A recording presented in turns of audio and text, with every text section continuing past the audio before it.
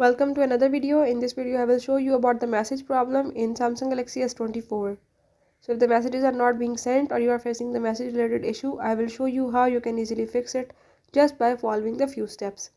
I will tell you all in this video, you just have to follow, and if this video helps then don't forget to subscribe my channel.